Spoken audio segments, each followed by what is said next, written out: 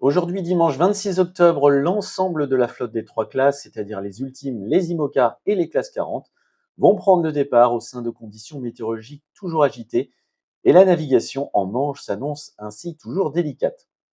En effet, nous sommes toujours sous l'influence d'un système dépressionnaire scandinave qui dirige un flux d'ouest à nord-ouest de l'Islande aux îles Britanniques et à la France, dans lequel va rapidement circuler une perturbation active ce dimanche soir.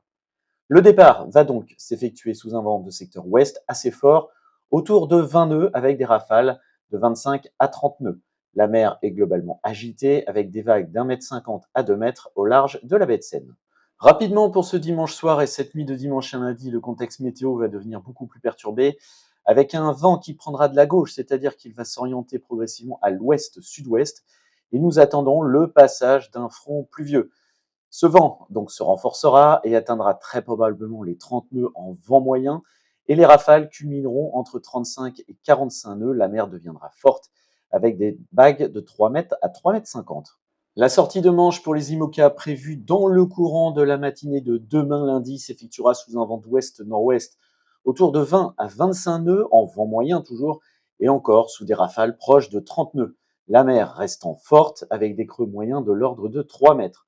En cours de journée de lundi, le vent d'ouest-nord-ouest mollira autour de 15 à 20 nœuds, avec des rafales autour de 25 nœuds. L'état de la mer sera toujours délicat.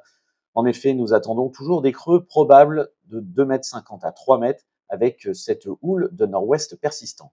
Au cours de la nuit du lundi 27 au mardi 28 octobre, les skippers affronteront cette fois-ci une dorsale. En conséquence, les vents vont considérablement faiblir et deviendront même variables en direction. Et c'est là qu'il faudra donc vérifier et regarder très attentivement les derniers fichiers GRIB météo afin de pouvoir passer cette dorsale le plus rapidement possible pour rejoindre les vents qui seront générés cette fois-ci par une dépression qui se trouvera entre les Açores et le Portugal.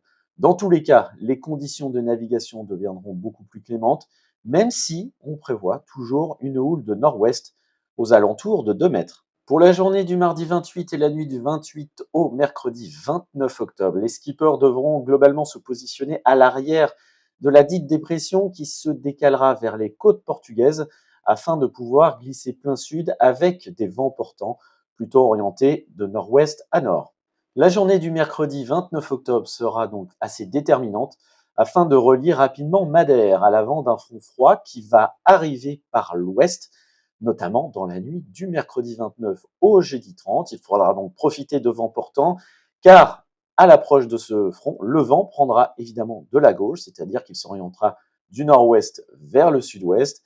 Les conditions de mer seront donc plus hachées avec un vent de nord-ouest qui s'orientera donc progressivement au sud-ouest et qui se renforcera avec donc de bonnes rafales à prévoir. Le front froid traversera la flotte au cours de la journée du jeudi 30 octobre avec un vent de sud-ouest assez soutenu s'orientant au nord-ouest à l'arrière et faiblissant.